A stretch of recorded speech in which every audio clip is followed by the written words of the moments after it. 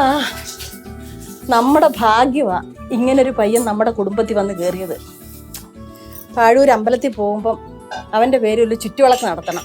അവന്റെ ജോലിക്കും മറ്റു കാര്യത്തിനും ഒന്നും ഒരു തടസ്സം ഉണ്ടാവാതിരിക്കാൻ. അളിയന്റെ ജോലിക്കാണ്.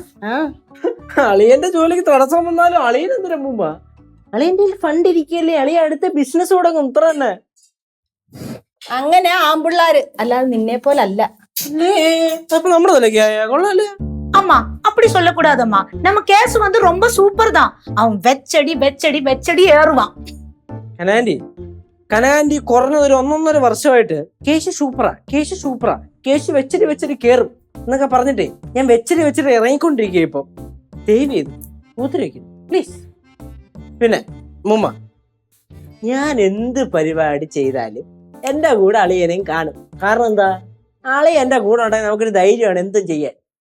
അത് ശരിയാ. എന്തിനും ഏതിനും അവനൊരു നിറവാ. കൊടുക്കാനും മേടിക്കാനും ഒന്നും ഒരു മടിയില്ല അവന്. அது அம்மா சொன்ன ரொம்ப கரெக்ட் தான். நம்ம சித்து எல்லாருக்கும் நிறைய நிறைய நிறைய செய்வான். அது அவனோட நல்ல മനസ്സ്. അതാണ് ഇങ്ങനെ കൊടുക്കാനേ മനസ്സുള്ളവര് ഭയങ്കര നല്ലവരാ. ഈ ചില പിശുക്കന്മാരുണ്ട്,